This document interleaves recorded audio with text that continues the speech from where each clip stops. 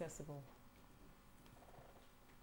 has it been, or is it, you know, looking at the rural areas, how accessible has the television been? And of course, quite a lot of issues will pop up during our discussion. Absolutely. During our discussion. Absolutely.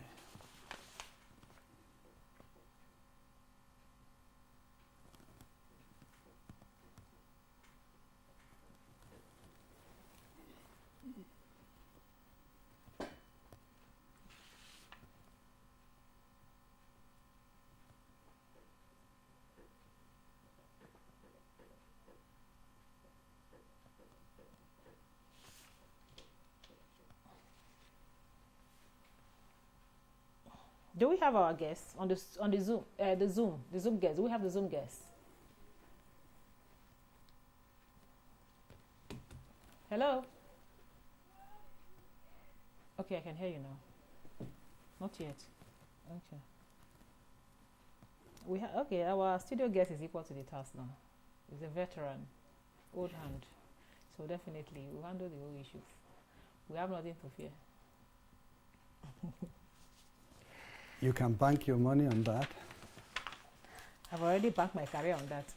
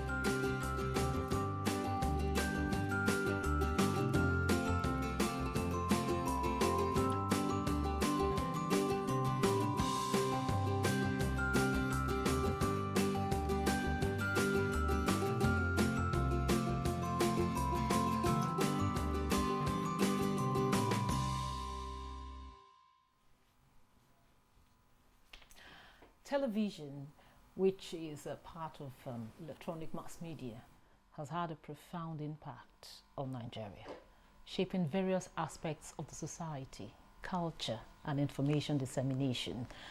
Apart from serving as a powerful tool in preserving and promoting diverse cultures across the globe, Nigeria not excluded, it has contributed to the preservation of traditional values and customs, while also fostering cultural exchange.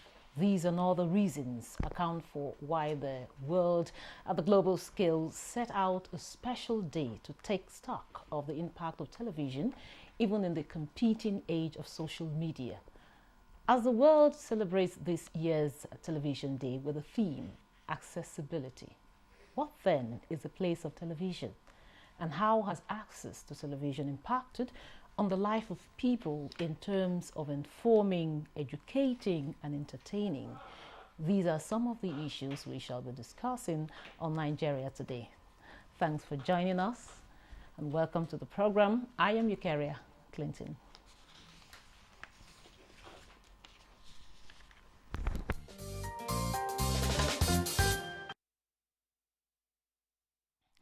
Joining me in the studio to discuss television, the new frontier, is a journalist and a veteran broadcaster, Danjuma Abdullahi. You're welcome to Nigeria Today. Thank you, Eucharia. And welcome home. Thank you. Now, looking at the discussion for the day, television, the new frontier. Of course, today is the day of the celebrating the introduction of these powerful tool, with the theme accessibility. Now, before I go into the accessibility, I would want to know how impactful has this powerful tool been, even in the wake of new media? Very, very impactful. Very, very impactful. Television has made an impact on many societies. Probably in the beginning of the middle 20th century, I would say, or about that time, television debuted in the BBC in the 30s, US in the 1940s. For the first time, people, citizens of nations, can sit down and see and hear images. They can see images. So it's very impactful. The same thing in Nigeria, and I'm sure you know that we also got television in the 1950s. WNTV, 1959. The power of television is immense. It will not be wrong to say that TV has helped in shaping up Nigeria in terms of entertainment, in terms of promoting our cultural values. It has done so much. Early programs, there were many talented people, talented producers, talented actors who conceived and acted and produced television programs that Nigerians enjoyed. For the first time, our culture, our way of life, and the way we live, everyday people can see and relate with these dramas that you see on television. Information, absolutely wonderful. Even though it started with Western Nigerian television, but eventually NTA came on board, and the history of information changed with NTA News. The rest is history. Is there any network that can beat the NTA today in information? I don't think so in Nigeria.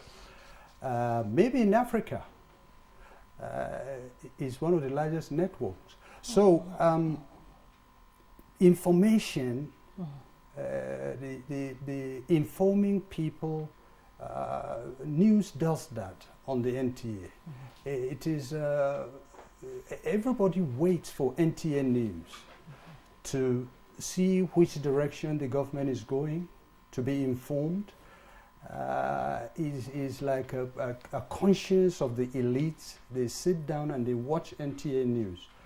Whatever you see, whatever you hear that you cannot confirm, you wait for NTA News and you will hear the truth. So that is not a very small achievement. It's a very big achievement, and so it has revolutionized the way information moves from the government to the people, and probably vice versa. That is from the governed to people to the government. So, as you were talking, it just kind of cast my mind back to something I discovered during when I was trying to go through some, journals. I came across a writer, and it says, "You are what you watch," and it got me thinking. And I was asked, and I'll ask you that same question: how so? Well, it is because I believe it's the impact of television. TV probably is an instrument for behavioral change. That is why the power of what you show on television has to be censored. It's not everything that you show, because if you do that, you have a very a large audience. Millions watch these images instantaneously. Young people, young adults, children. So you have to monitor what you show. So if you look at it from that angle, it's a tool for modifying behavior. If you don't properly package what you show on television, and you allow every garbage to go to the living room of people, pretty much you're going to have a problem with youth, because it has very tremendous effect on changing behavior. Okay. So I think I subscribe to that. Okay. Thank you very much. We are now being joined via Zoom from Kano State by the former Acting Director General of the Nigerian Broadcasting Commission, NBC, Professor Armstrong Idachaba. Welcome to Nigeria today. Thank you very much. Good evening, Nigeria today. It's good to join you this evening. Good evening. Yeah. So, Mr. Armstrong, we're looking at television, the new frontier. Having today been set aside to mark this the television day. Well, in your own assessment, how would you say? What would you say about the impact of television on Nigerians over the years?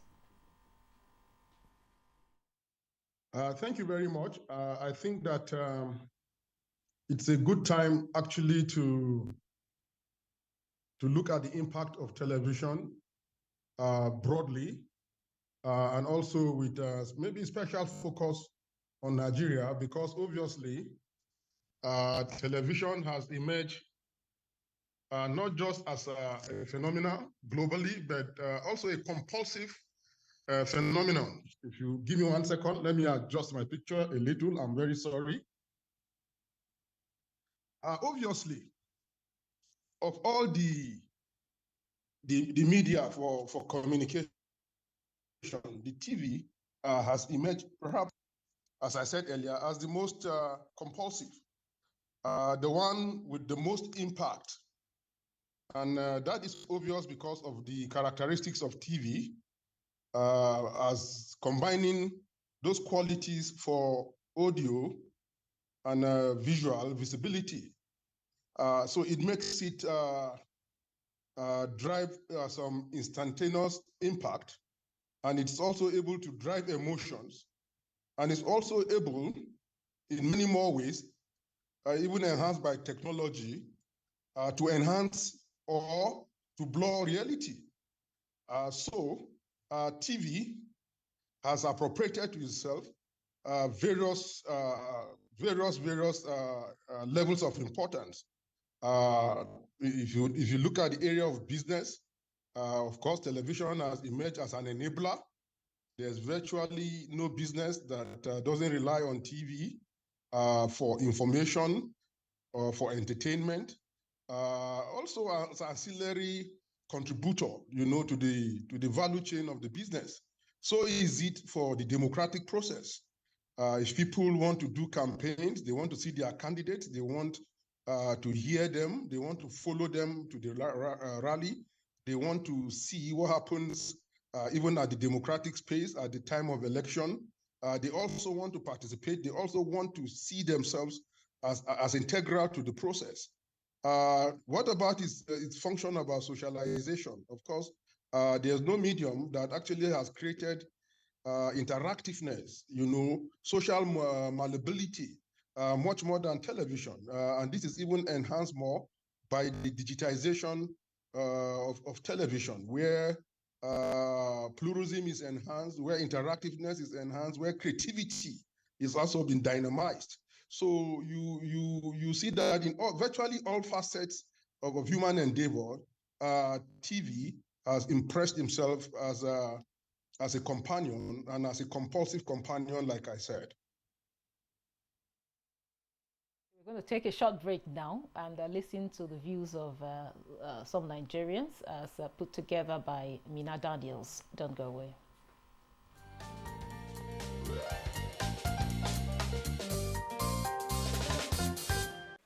Oh, television shaped my life, even as a child. Tales by Moonlight. I can't remember all those programs that the Nigerian content and how it transformed us in terms of the values added in our lives, like the tortoise and the dare, that tortoise was smart, all those things. Even the news, the information we got, television is very important.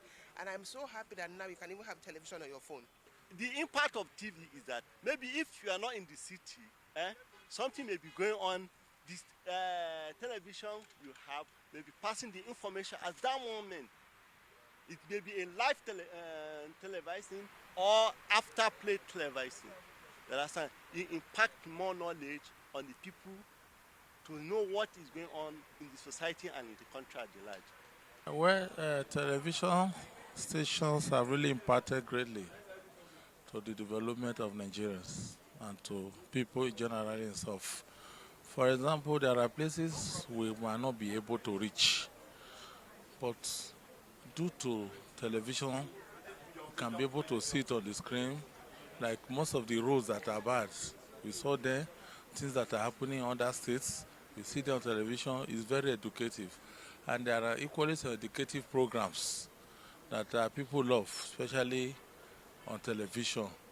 Like my daughter, because of her, I have to go and recharge my television. Well, television has become a modern tool in every home. There is no home practically that doesn't have a television set. Unfortunately, broadcast through the television channels is becoming almost extinct due to the internet and due to the use of mobile devices. I think that is one area television stations need to pay a lot of attention to.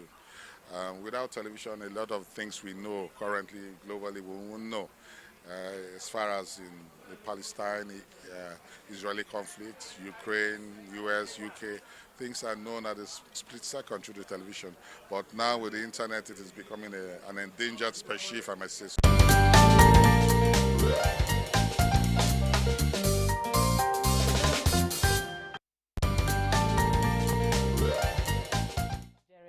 Today, and we are looking at television, the new frontier. Now, I have two guests with me, one in the studio and one via Zoom. So you heard what the people are saying there. As a matter of fact, one was saying that the normal channels will still go extinct since we have the phones and all of that. However, I wanted to ask, like before when we were starting off, I said I was going to hold on one question, the question of accessibility. Exactly. As much as we want to now say that television, you can access it even on your phone, even some on their wristwatches. That is how technology has gone. So how accessible is television, especially to those in the rural areas? Very, very, very accessible because of what you said. It is now accessible as long as you have an iPhone, a smartphone, and you have a phone that, and there is an internet, and you can buy data, you can get access to television. Because most of the conventional stations have now developed multimedia units that are handling the programs are streamlined, and so that wherever you are, you can watch. I don't share the opinion that the social media will push away the conventional stations. I don't think so, because digital technology has made it possible for the television stations, the conventional television stations, to seize on the opportunity and the challenges and move into the market. So they are into multimedia, and they have important multimedia units. How much do you need to buy gadgets for streamlining? You can easily do that. So even programs streamlined, you can watch them live on your phone, on your watch, on your whatever. So it's really accessible. I think it is the 21st century is really an information age. There is no hiding from the fact. It is an information age, and it is controlled by digital technology. No station will go extinct. I don't think so. I think they will evolve.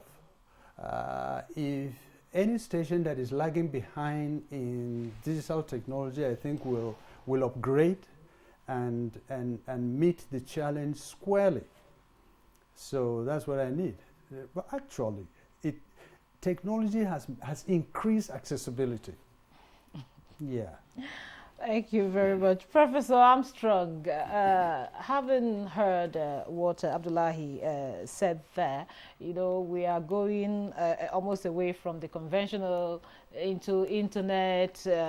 We can now access our television on our phones and other devices. However, we also established the fact that television has a very strong influence on the lives of people, the way their preferences, the way of thinking, and all of that. I remember the past where we used to, watch Taste by Moonlight, like somebody mentioned there, and other interesting, educative, programs. The programming then was to educate children, educate people about your culture, about, the values, So, but now you see quite a lot of things happening online. You go online, you see quite some things that are not really palatable at all, that are really influencing, kind of having a negative effect on the lives of people. Now, given this trend and the migration into, the new media, the social media platforms and all of that, how can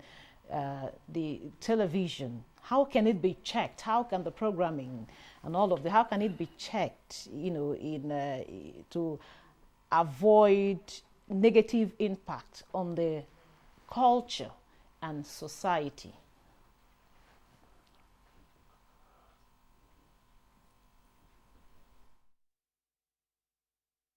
What the veteran said regarding his optimism that he doesn't envisage broadcasters going extinct. The truth is, with technology, with viewer consumer appetite shifting, with diversified platform availability, and a radical demography of populations deciding what they watch on TV, television stations or channel offerings that refuse to adapt may actually go extinct.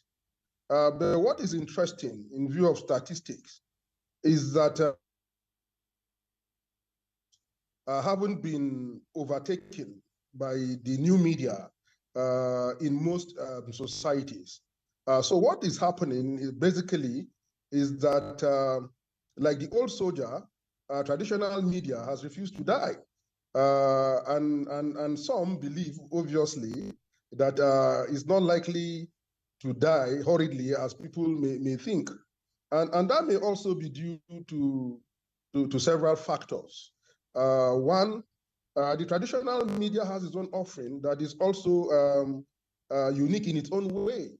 Like you rightly observed, some of the ethical foundations regarding decency in programming, accuracy, authenticity, morality and social values are very much upheld within the traditional media. Professionalism still remains a cardinal purpose, in the delivery of content. That may not exactly be the same with regards to the shifting patterns and the radical offerings that we are seeing on the social media, where thematization and perhaps bizarre content prioritization is turning the value, the traditional value of broadcasting upside down. And that also is basis for a lot of fear by TV analysts, scholars, and even practitioners. People worry what the consequences will be. What is interesting to me, I haven't followed the process over the years, is to say that also even within the social media matrix, right, the consideration for ethical regulations are also increasing. Governments across the country are beginning to think about using the social media much more progressively, much more developmentally, much more value and culture of family concentrated. And that is why you'll find out that in most parliaments of the world, the meta data companies, the big tech companies that are offering social media, TV platform offerings are also being interrogated. They are being questioned. They are being held to account. And that in itself has led to some measure, of self-censorship and regulation, even within the social media bracket. So to that extent, I think that the social media landscape is also being forced to adapt, to common universal human ethics. How much that will be successful is yet to be seen. But in terms of credibility, in terms of believability, of course, the traditional media still has it. And that is why, that is one of the key reasons I think that the traditional media has refused to go under. If you want national integration, if you want balanced news reportage, if you want to promote social cohesion, of course, as a country, you have to think about your media policy, and you have to think about a media landscape that is driven by policy and is driven by national ethos and national values, which are very much possible within the traditional media landscape, much more now than we are seeing within the social media matrix. But in all, I think generally that both offerings seem to be running side by side. And like the veteran said, creativity will also involve adaptability to the extent that the traditional media will have to perhaps adapt some of the business dynamism, and the specificity of audience taste and response, as we are seeing in social media, for them to also keep their own figures and eyeballs. And in the same way. Thank you very much, sir. Thank you very, very much. And he's said quite a lot about asking you, but we don't have time there. That is that is it on Nigeria Today. I want to thank our guest, Danjuma Abdullahi, veteran broadcaster and a journalist. Yes. I'm a journalist. Thank you so much for coming. I've given up my office, so there's no place for me here. Oh, there's still a place for you. You're welcome anytime. All right. Thank you very much. And also a very big thank you to Professor Armstrong Idachaba, who is the former acting DG of the NBC. Thank you so much for your contributions.